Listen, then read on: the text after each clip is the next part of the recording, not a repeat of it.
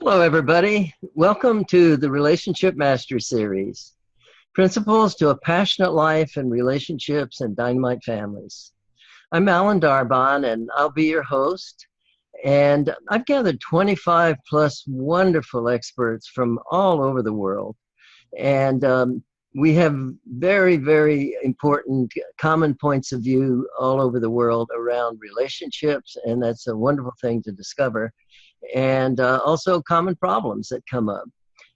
And so these experts are going to share with you their knowledge and experience and give you some tips to really help you out in terms of whatever you're looking for, whether you're looking to get into a relationship or you're already in a relationship and you're noticing things happening in the family and all of this.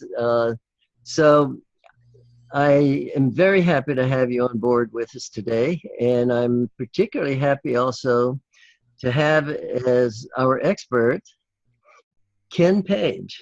And I've been looking forward to this interview. I'm very familiar with Ken's work, and Ken is a renowned psychotherapist. He teaches and has led Psychology Today blogs for some time, also Huffington Post blogs, and he's the author of a best-selling book, and it's this book right here, and it's called Deeper Dating, How to Drop the Games of Seduction and Discover the Power of Intimacy. And I encourage all of you to pick this up because this is a book that is called Deeper Dating, but believe me, it's about deeper relationships. And no matter what stage you are in your relationship, there's information and some very specific exercises you can do that will add a lot of value to your experience. So I want to encourage you to do that. Ken has been featured on WPIX TV, the Discovery Channel, Fox News Extra, and the old Oprah magazine, New York Times, many things like this. And he's led hundreds of workshops on intimacy for thousands of participants. He's taught at Columbia University, the Omega Institute, and other places. And he founded Deeper Dating back in 2004. And this is an event platform which trains facilitators who speak on sexuality, intimacy, and spirituality in the world of dating and beyond. He also has led many live events that have been tremendously valuable to what's going on in relationship work on the planet. They provide an alternative to the bar scene and superficial dating events, and they draw thousands of men and women of all sexual orientations, all ages, and they received a great deal of media attention, which they really deserve. And I could give you a big list of acclaimed thought leaders that really think extremely highly of what Ken has brought for us, and that would be a list that would take too long for right now. So just say there are a lot. And I just want to let the audience know also, at the end of the program, Ken has offered to give a wonderful gift. And we'll be announcing that right at the end of the program. And stay tuned for that all the way to the end, because I'll also tell you at that point exactly how to use the link that will give you access to that great gift. And so without any further ado, I want to welcome you very much, Ken, to being on the show with us today. Thank you so much, and thank you for the work you're doing out there in the world. Thanks so much for inviting me, Ellen, and for really kind of getting the heart and soul of the book I wrote, which I know you do, and seeing that it's not just for single people, though it definitely is for single people. I'm just really glad to be here sharing this time with you and looking forward to this conversation, which I know is going to be pretty wonderful. Well, thank you. I'm very, very happy about this too. And so let's jump right in. Let me find out first, and you share with the audience, how did you actually happen to get into this whole relationship field, and where you are with it today? Oh, that's a really it's a rich question, and I'm going to begin it with the point that I think carries from the very beginning of my struggles to my entire journey looking for a relationship to my current life, which is very, very rich with love and complexity, because families are complex. But what I came to discover, this truth that is both liberating and humbling, is that it's in the places of our deepest insecurity and vulnerability that our greatest gifts lie. That actually it's the very places we think we need to hide where our greatness lives. And that's a key to this maze of love and intimacy and relationships. And I'll come back to that in each stage of this story I'm going to tell, which is my story. Great. So I grew up, I was born in the 50s, and grew up, as a kid, a child of two Holocaust survivors. Two very amazing, amazing Holocaust survivors. My mom escaped on the last boat out of Germany, but went through some very terrible experiences for quite a while before she escaped with her family. And my dad was in concentration camp and lost his whole family, lost his mother there. And so I came from a family of kind of tough cookies. And I grew up like as a gay, highly sensitive kid. And I learned that the qualities which were the most me were the most embarrassing. My sensitivity, my vulnerability, my being gay. I learned from an early age that these qualities that on some level I treasured and my family treasured, I also knew were kind of mortifying. They were weak. And because survival was kind of like strength was everything to my family. Love too, but strength. And so I grew up with this weird mixture of gifts and a lot of shame. And what that created was a personality which rebuffed love as deeply as it craved love, which didn't make my life very easy. And so then I went out into the dating world and tried to date and tried to find a relationship, and I wanted one. I can't tell you how many like weddings and bar mitzvahs and thises and that's that I went to alone, truly wanting a relationship. And people would say to me, they would say, if you really wanted one, you would have one. And I thought, no, I really do want one. And they were right. But I was right too, because I wanted one, but I was really afraid of that. So I began a process because I was just about the worst dater I knew. I was what I called chronically single. I had never, like in my 30s, I think I had never been, or my late 20s, I had never dated anyone more than 6 weeks. And it was because the people who were interested in me scared the hell out of me. And I fled. But I didn't do that consciously. I just found them boring. They were just boring. I was excited by the bad boys, the people who were not really available. Right. And so I guess at a certain point, I began a journey to try to figure this out because it mattered so much to me. And I went to a lot of therapists, and I asked my friends who were more skilled at this than I was to teach me. And very humblingly, I relearned, because, the messages single people are given are just ugly. They're ugly. They're toxic. They're all about how the key to finding love is to become more to work with your attractiveness. But really, the key to finding love is to work with your attractions, to understand your attractions in a deeper way. I did not know that, but I learned and I learned and I learned. And what I came to realize was the parts of me that I was the most embarrassed about. My inordinate tenderness, vulnerability, enthusiasm for expression, these qualities which I had been shamed for my whole life, and I was pretty defensive about were not only the best parts of me, they were the parts of me that the people who were right for me loved the most. Mm. Mm. And when I discovered that, my search for love began to change. Along the way, because I still wasn't having a lot of love, I felt called to become a parent. So I didn't have a partner yet, but I felt deeply called to become a parent. Mm. And I did that. I adopted my child as an 8-month-old infant from Cambodia. And that was, Wow. well, no words for how sweet and beautiful and amazing that That's story awesome. has Yeah. been. Which led, because love leads to love, and that led to me finding my husband, who is also a dad, and our family, which we are now in. And I've been married to him. We've been together for 8 years.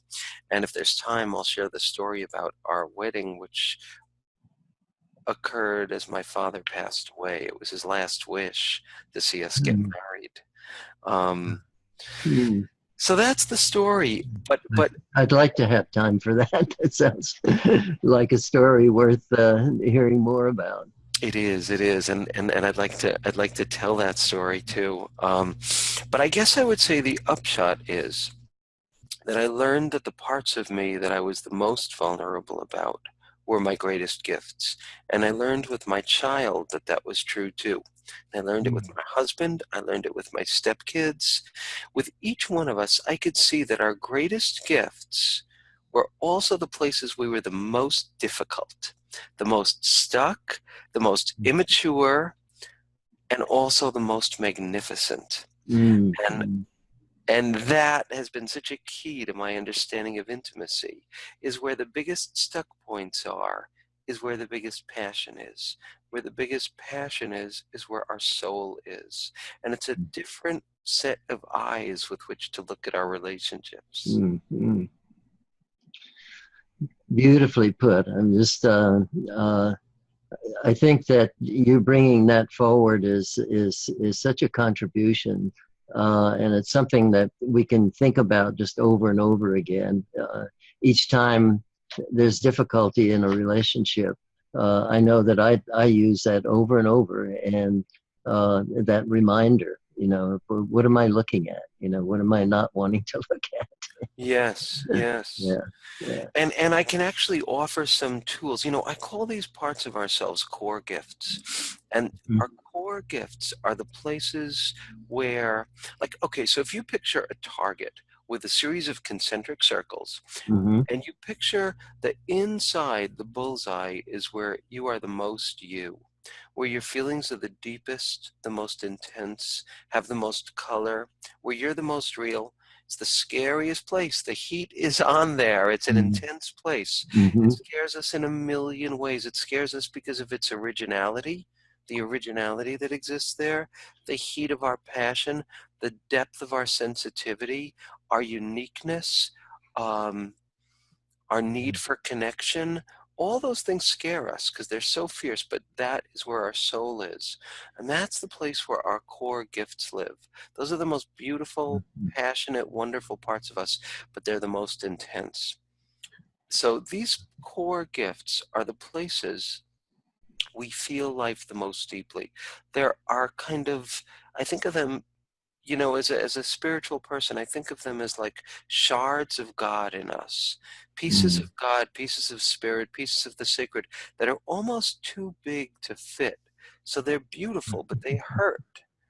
But they're where our soul lives. And when we name them, when we can name those parts of ourselves, even though they're too big to bear, we at least begin to have a container that can be part of our life journey. How to hold those parts, how to call them sacred, how to live with them, how to little by little connect to them more and more. Mm. And so I guess one of the secrets to loving ourselves, to finding love, and to being in a family that can work in. Let me just say something about this, because I was single for so many years. And, you know, so many people are single these days, right? Like more Mm. than half of all adults in the country are Mm. single. Mm. More than 100 million adults are single. I believe that the most prevalent household is a single person living alone in America. So I want to Mm. say something to everybody who's listening here, who's not married, who doesn't have kids, or who does have kids but isn't married, or who's married and doesn't have kids, who's single. There are all kinds of families, and I think that that's one thing that the gay community has really kind of offered the world community, is that our friends can be our family, that we can deepen our relationship to our family of creation and our family of origin, and that that's so Mhm. essential. So family is for everyone, not just people who are married with children. And just a really important point that I want to stress. I appreciate that. I couldn't agree with you more. And Yeah, yeah. so, tell me a little bit more. I mean, to start with, and we'll expand on this. But when you have the term deeper dating, um, what does that actually mean to you? Mm.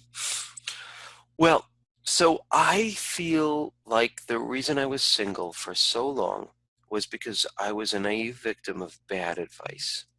For so many years, I really, because of my insecurities, I went along with the party line, which was that there's this it you have to have, which, I listen to dating advice, and it just, so much of it just breaks my heart.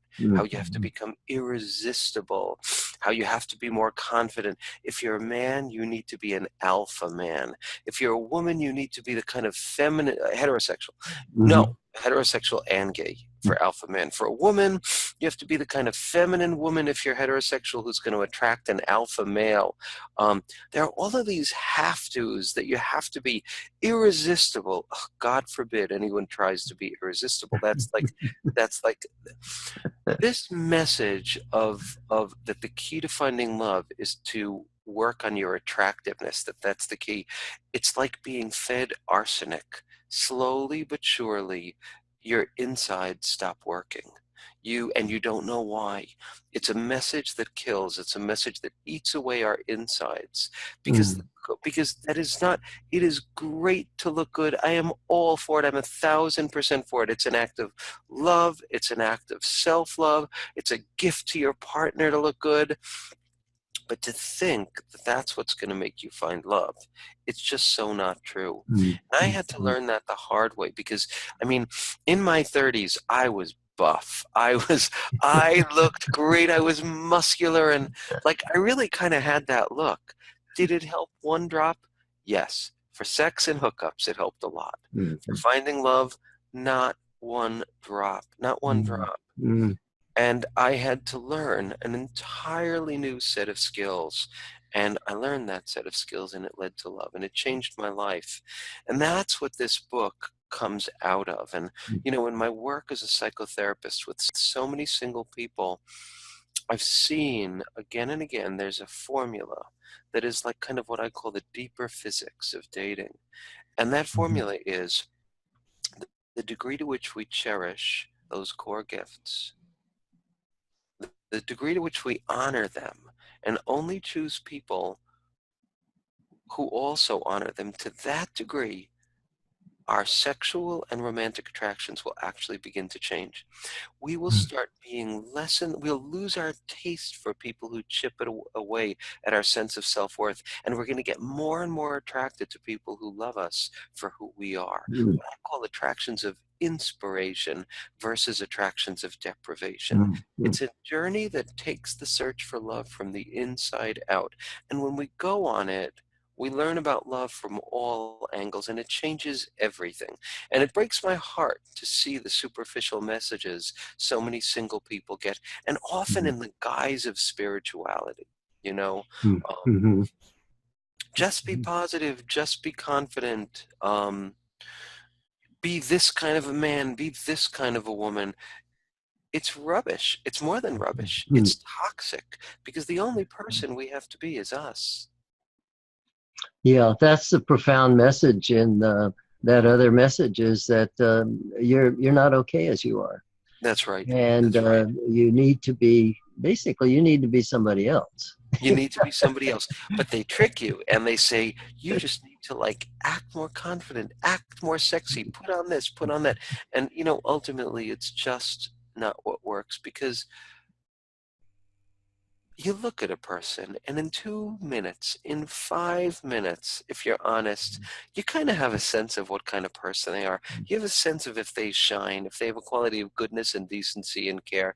Instantly seeing your face, I see that in you. Instantly. Mm, It's mm, obvious. mm, Um, and there are fascinating studies on this too. There was one study done, big study of people of all ages, all backgrounds, men and women, um, and the qualities that they found most important in finding their mate, the mm, single like top 5 qualities.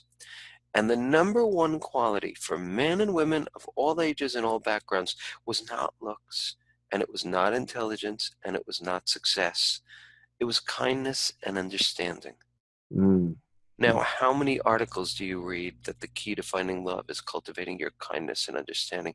That's what we should be working on more than our glutes and our abs, is our kindness and our understanding.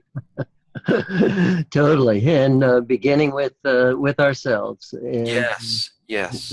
I mean, that other prescription is just a prescription that, I mean, there's no question it'll keep our psychotherapy offices full because Yes. there's so much Yeah. pain created from So much pain. So trying much to be who you are not, rather than yes. honoring the beautiful facet of the diamond in this whole diamond of a universe that only you can Yes. occupy.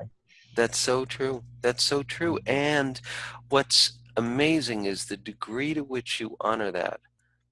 It's like a miracle to me. And I've seen it again and again. The degree to which you honor that is the degree to which you're going to meet other people who also honor it, and you'll find yourself attracted to them. Mm, To the mm, degree mm, that you think, well, I love those parts of me, but I can't really show them. I have to wait for that person who loves me enough to see them and pull them out.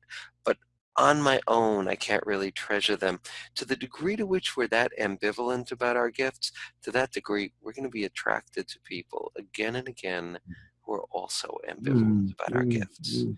It's that, and that's the deeper physics of dating. Yeah, yeah, Yeah. yeah, and that's. I'd like you to speak a little bit about because we were talking about creating family in the world.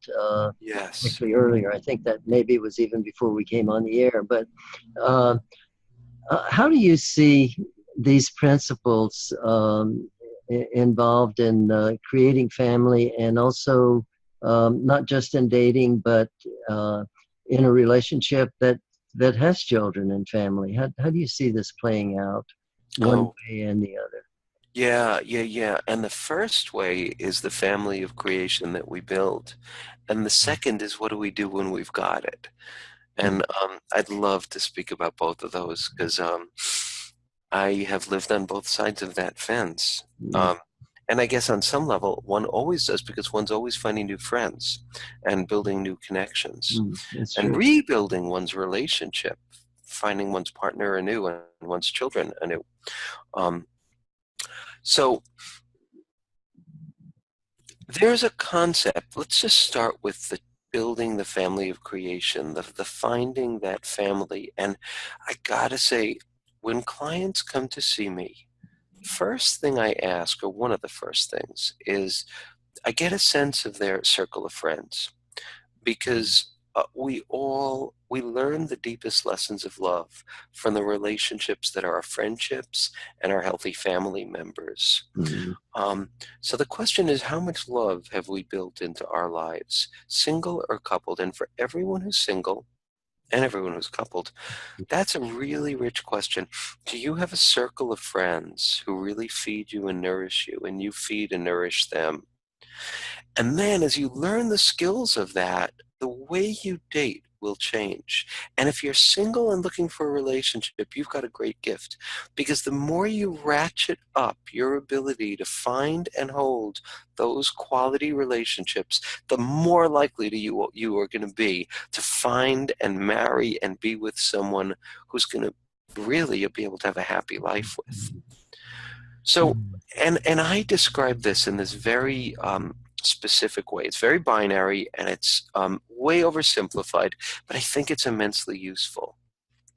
And that is that we all have what I call attractions of deprivation and attractions of inspiration.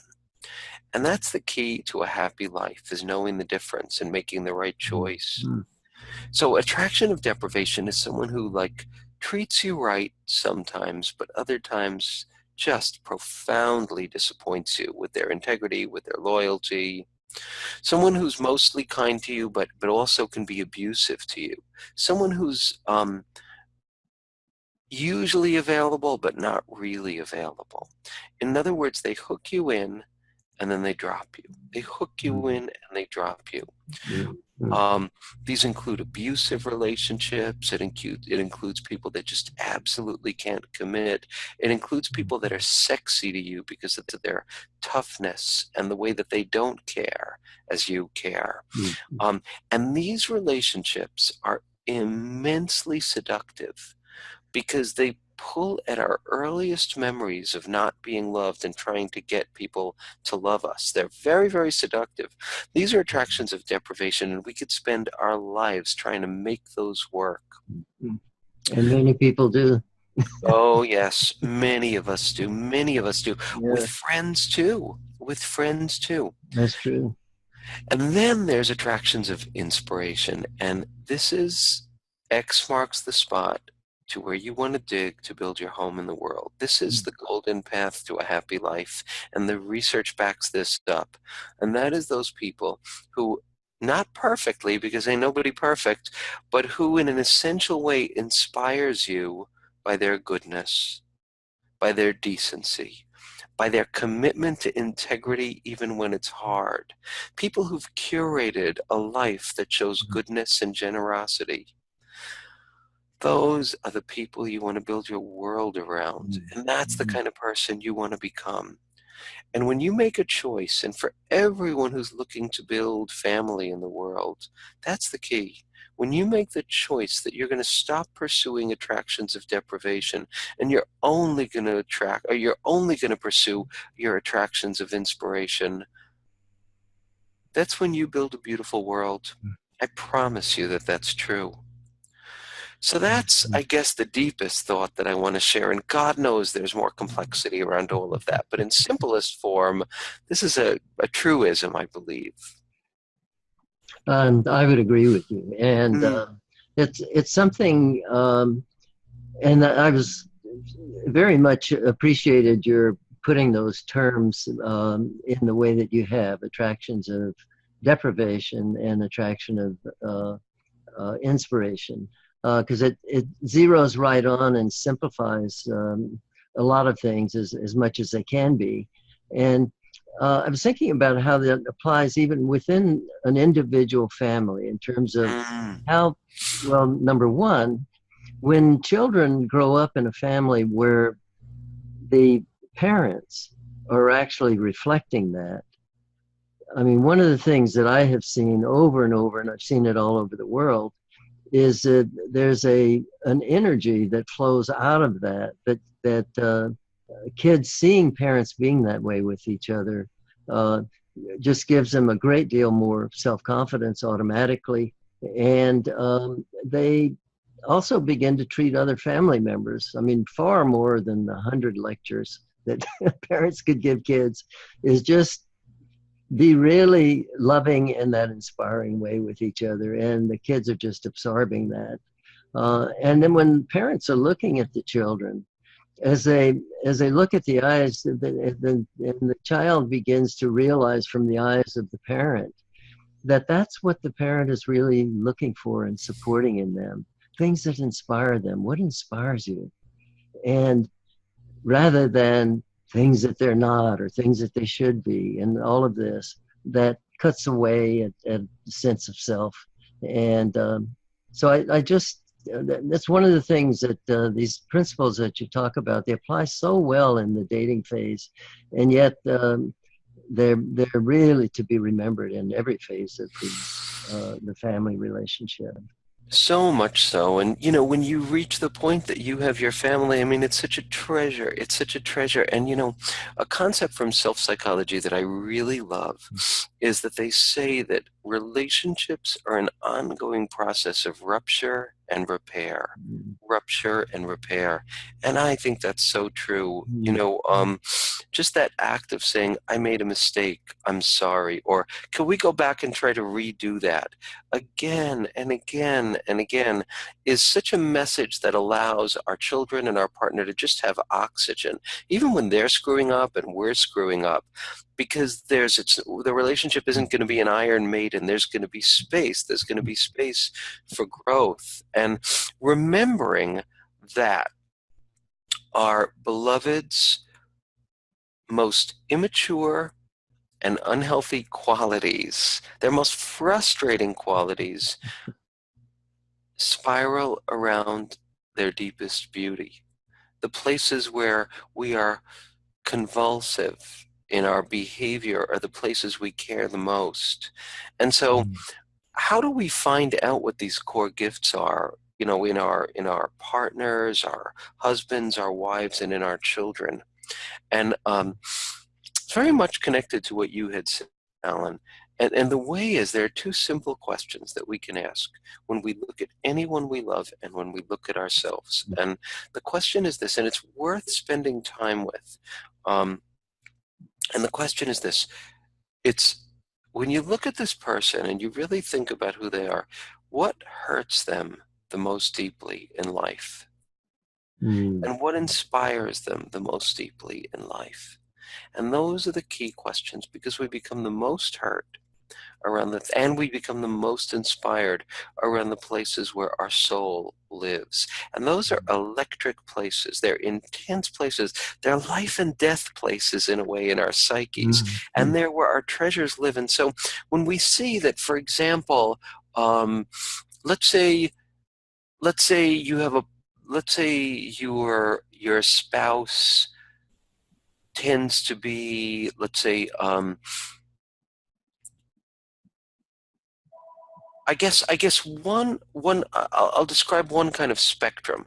One kind of spectrum is that people who tend to be less assertive, maybe more passive, often are that way because they've made an existential choice that they're not going to hurt people. And they've seen aggression and power hurt people. And somewhere deep inside, they went on strike against that. And they said, if I'm going to err anywhere, it's going to be in the direction of gentleness. And so people who tend to, let's say you wish your partner was a little less passive, you'll often find that there's a goodness there, an unwillingness to hurt that is exquisite and beautiful, and part of why you fell in love with them. Maybe you find your partner's a little intense, just the opposite of that passivity, and maybe too intense. And you find that there's a passion inside there, a passion for right and wrong that is so intense that it's what you love about them, but it's also where they stumble and fall again and again.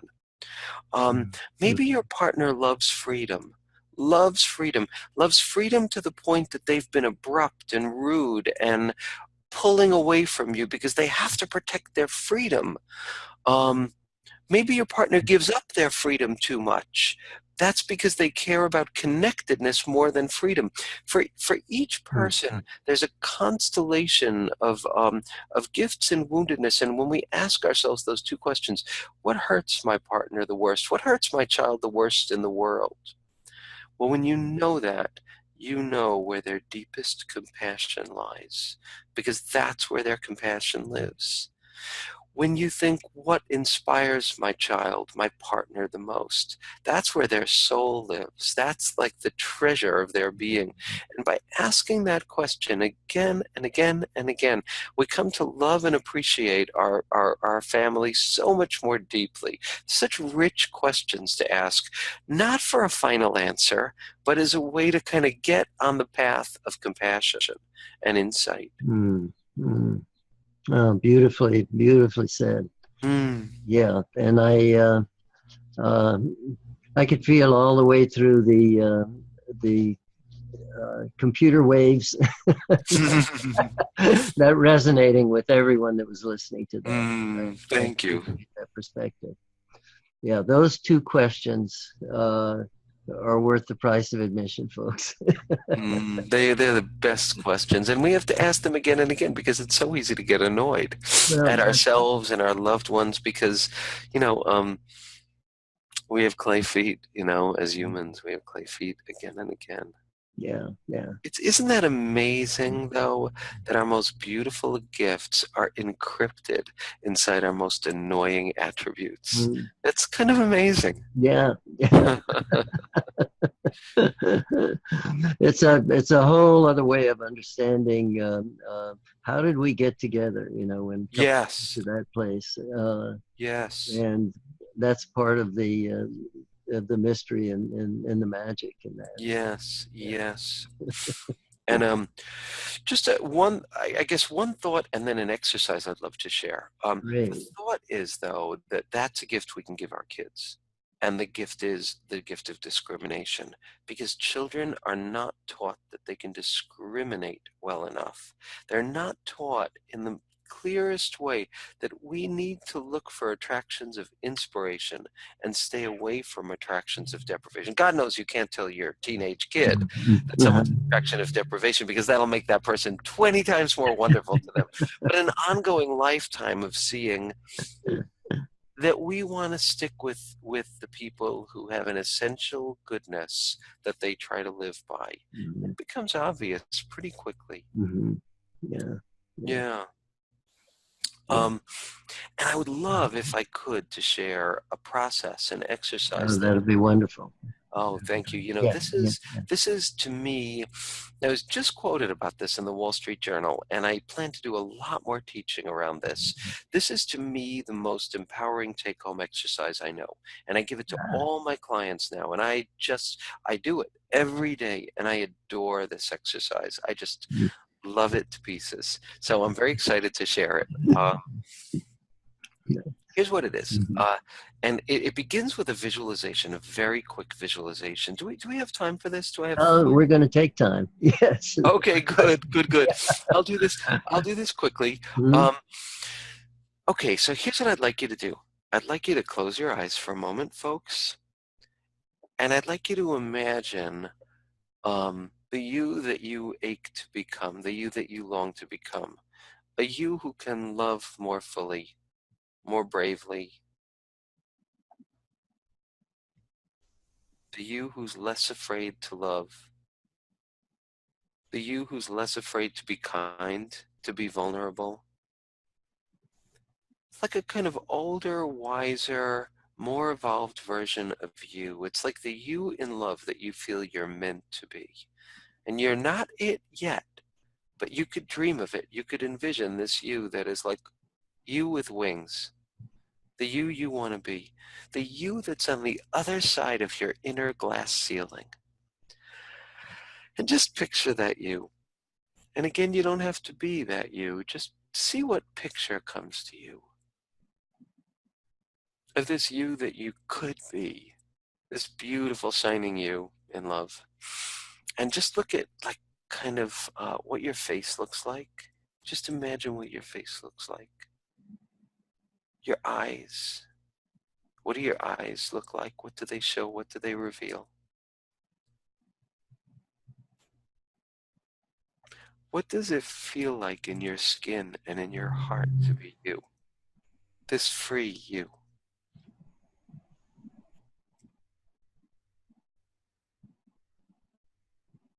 And now, I just want you to just picture this you and just take a minute to just enjoy.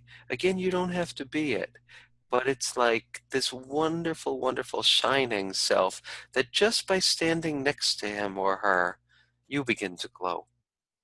You don't have to do anything but just enjoy the self and love it and respect it and look up to it and appreciate it.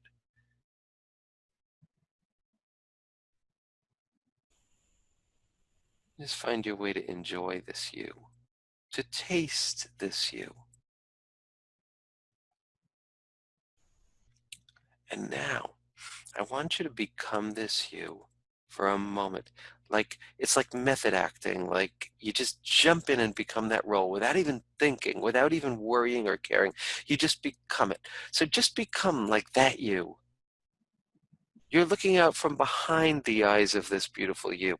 You're looking from like the heart, the glowing heart of this you. And you're looking at you right now, today. What's the piece of wisdom, the piece of guidance that you most want to share with this you of today? What's the thing you most want to say to this you?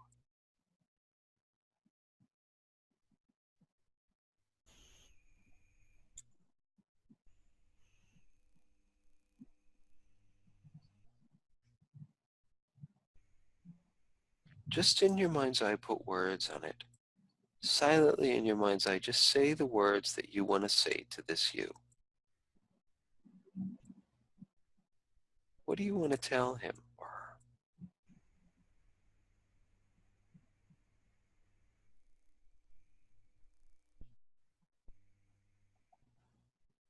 Good. Okay, so just take a minute and come back to being you, and just take a minute to just hold this to your heart and enjoy it, taste it, love it. And this is your daily meditation. And every day I do this. I don't do the whole long process, because once you do it, you get that picture. Right. And this is a process that for everyone who wants to grow in love, I really recommend this. Every day, you just take 5 minutes and you become that you, and you write down maybe 3 or 4 sentences that you, and you'll find that it channels from you. It's an amazing thing. And you'll find that it bypasses your circuitry of self-criticism, completely bypasses it. It's going to be compassionate, but it's going to be instructive too. And everyone does this differently. Some people write it down in a journal. I take my phone and I talk into it every day. I write notes to higher self, and I send myself an email. Notes from higher self, and I send myself an email. I have a client who's an architect. She writes it on beautiful colored pieces of paper and drops it into a wicker basket so that she can always go back and do that. And then that's your daily meditation. So this is an exercise that is just, it will skyrocket your growth. So I'm glad to share it. Thank you so much, Ken. That was delicious. That was such a gift, and you are such a gift. Thank you. I really appreciate your sharing as you have today. And, thank you so much. And just to tell the quick form of the story of my dad. So he kept pushing me, get married, get married, get married. You've got to marry Greg. You're made for each other. He said, you guys fit together like an ass on a pail.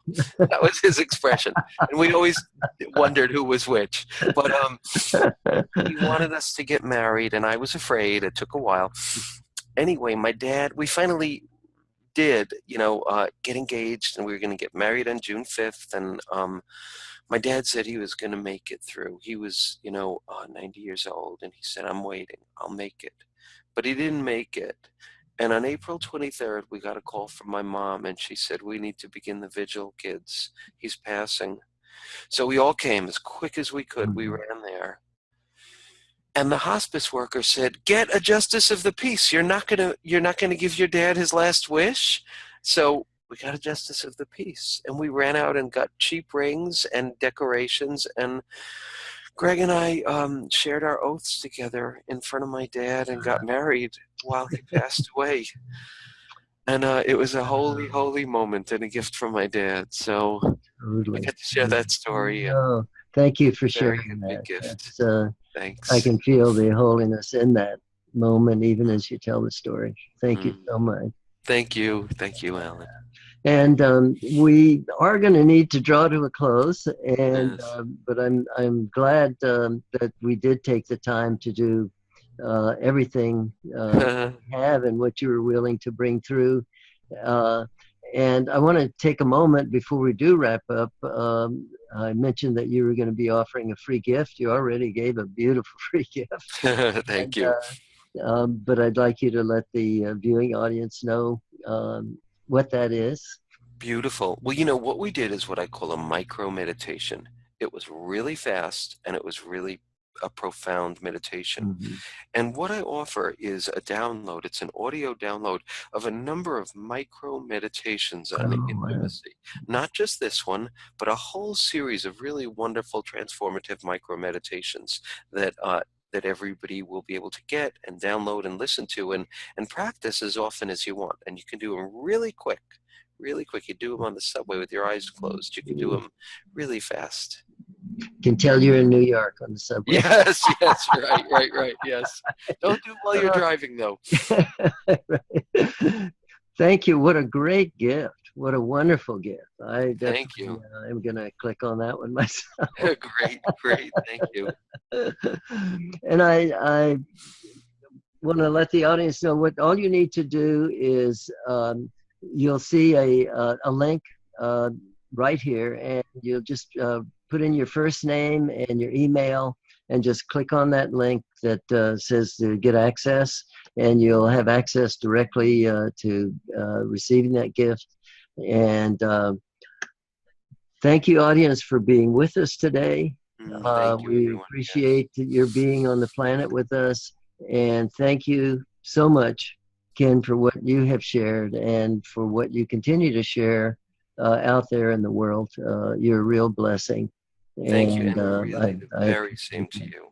Thank you so very much. Very same to you.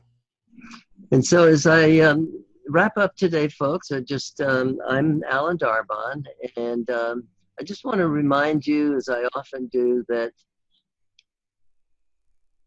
your unique love and way of loving, your unique light, is something that we not only need on the planet, we can't be complete without it.